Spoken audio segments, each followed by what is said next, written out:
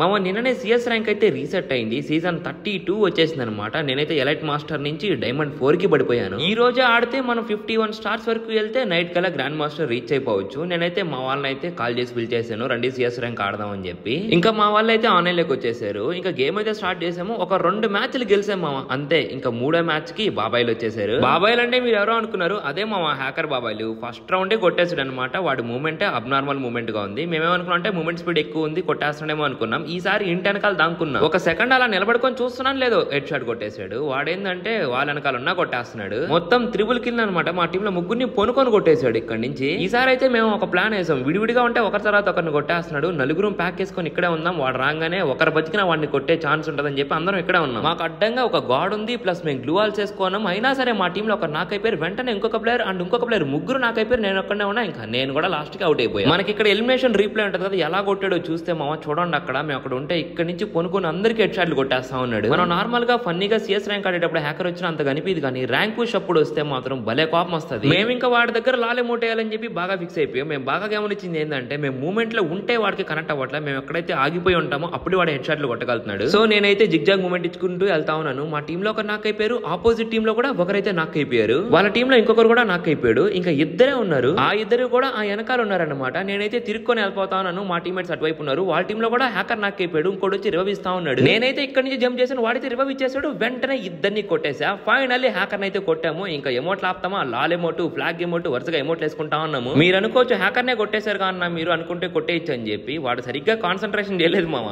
చేస్తే చెక్కేస్తాడు. ఇంకా రౌండ్ అయితే స్టార్ట్ అయింది. నేనైతే ఈ వాళ్ళ వెనకాల మూమెంట్ ఇచ్చుకుంటూ తిరుగుతా ఉన్నా. మా టీంలో అయితే నాక్ అయిపోతా ఉన్నారు. ఇంకా నేను ఒక్కనే మిగిలిన, నన్ను కూడా కొట్టేశాడు. మూమెంట్ లో ఉన్నా సరే లాస్ట్ రౌండ్ అయితే వేసేసాడు. సిఎస్ ర్యాంక్ పుష్ చేసేటప్పుడు ప్రతి మ్యాచ్ హ్యాకర్లు వస్తారా అని అంటే రారు మామ. 5-6 మ్యాచ్లకి ఒకరు వస్తా ఉంటారు. నేను చాలా సార్లు చూసాను. నేను సోలోగా కనుక సిఎస్ ర్యాంక్ ఆడితే హ్యాకర్లు మాక్సిమం రాదు. అదే మా టీమ్మేట్స్ అందరినీ పిలిచి స్క్వాడ్ గాడేమంటే హ్యాకర్లు వస్తా ఉంటారు. సర్లే మామ, మీలో ఎంతమంది సిఎస్ ర్యాంక్ పుష్ చేస్తున్నారో కామెంట్ సెక్షన్ లో కామెంట్ చేయండి. అండ్ ఇంకా మన ఛానల్ ని సబ్స్క్రైబ్ చేయకపోతే ఇప్పుడు వీడియోకి లైక్ చేసి మన ఛానల్ ని సబ్స్క్రైబ్ చేసుకోండి.